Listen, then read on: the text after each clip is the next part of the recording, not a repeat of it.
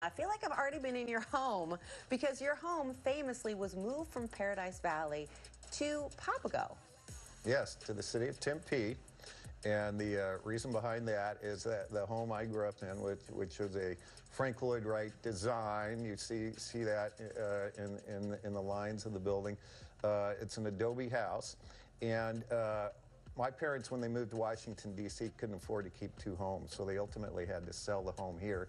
And the final owner was going to demolish that home, and so a lot of community leaders got together and said, we've got to save this home, got it on the National Historic Registry, and then it was relocated to Tempe, overlooking Tempe Town Lake and Papago Park at the leadership of Hugh Howman, who was mayor at the time, because amongst other things, it's next to the Arizona Heritage Center, which is our Arizona History Museum, but also it's where my parents, by their own hands, built those adobe blocks on the banks of the Salt River with somebody that taught them how to do that. So with a crew in their own hands, they reclaim the house to its origin. Is it a strange experience to be inside of your childhood home that's located in a completely different neighborhood than when you grew up inside of it?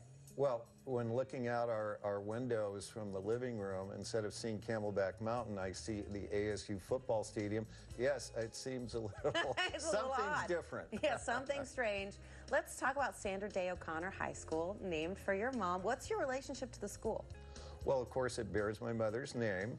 And following a little bit about the achievements of the school, she would be, if she was still with us, she would have been attending and certainly giving accolades for 4 state championships for the girls volleyball team, as well as they won a basketball girls team. So the fact that it bears a woman's name for the high school and the girls are rocking it, I think she would love that.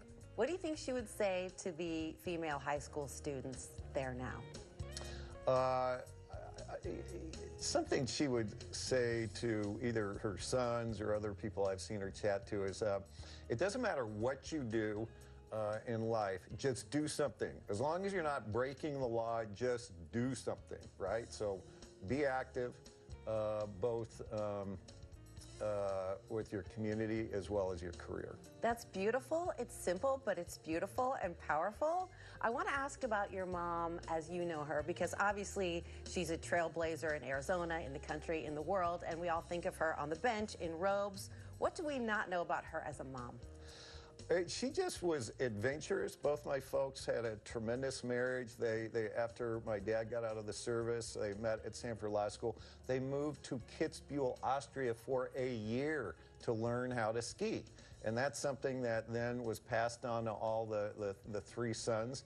And so we would every year load up the station wagon like the Griswolds with Chevy Chase and strapping skis on top and go skiing. But she was an avid golfer. I mean, I've been with her when she shot hole-in-ones. She would play with Arnold Palmer. She was asked to be the first woman member at Augusta, but instead she said, no, I'm too old. Here's what you're going to do. I want you to call my friend Condoleezza Rice. She's a super golfer, wonderful piano, and that's what happened. And a cellist. Yes.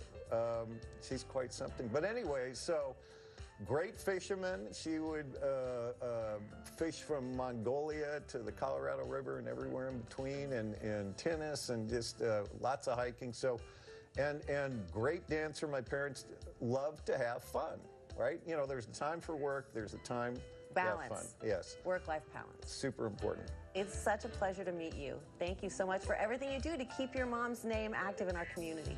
Thank you. Pleasure to be here.